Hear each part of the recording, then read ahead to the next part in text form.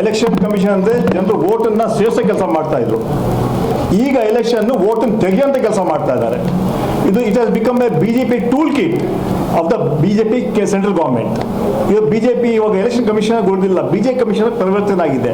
ಕೇಂದ್ರ ಸರ್ಕಾರದ ಕೈಗೊಂಬೆ ಆಗಿ ಇವತ್ತು ಎಲೆಕ್ಷನ್ ಕಮಿಷನ್ ಕೆಲಸ ಮಾಡ್ತಾ ಇದೆ.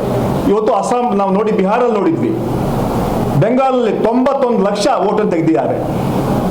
ಮುಂಚೆ ಯಾವಾಗಲೂ ಎಲೆಕ್ಷನ್ ಕಮಿಷನ್ ಅಂತ ಹೇಳಿದ್ರೆ ಜನರ ವೋಟ್ ಸೇರಿಸ್ತಾ ಇದ್ರು. ಇದು ವೋಟ್ ತೆಗೆಯುವಂತಹ ದೊಡ್ಡ ಷಡ್ಯಂತ್ರ ಹುನ್ನಾರ ಮಾಡ್ತಾ ಇದ್ದಾರೆ ಎಲೆಕ್ಷನ್ ಕಮಿಷನ್ ಅವರು. ಅದು ನೇರವಾಗಿ ನಾವು ಆರೋಪ ಮಾಡಬೇಕಾದ್ರೆ ನರೇಂದ್ರ ಮೋದಿ ಅವರ ಅಮಿತ್ ಶಾ ಅವರ ಮಾರ್ಗದರ್ಶನದಲ್ಲಿ ನಡೀತಾ ಇದ್ದಿದ್ದು.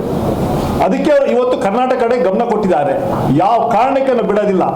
ನಾವು ಪ್ರತಿ ಯಾರ ವೋಟ್ಗಳಿದೆ ಅದು ತೆಗೆಯುವಂತಹ ಏನು ಷಡ್ಯಂತ್ರ ಮಾಡ್ತಾರೆ ಅದ್ರ ವಿರುದ್ಧ ನಾವು ಹೋರಾಟ ಮಾಡ್ತಾ ಇದ್ದೀವಿ.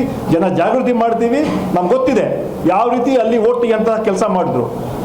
ಮಮತಾ ಬ್ಯಾನರ್ಜಿ ಕ್ಷೇತ್ರದಲ್ಲಿ ಸುಮಾರು 70-75 ಸಾವಿರ ವೋಟ್ ತೆಗೆದಿದ್ದಾರೆ. 92 ಲಕ್ಷ.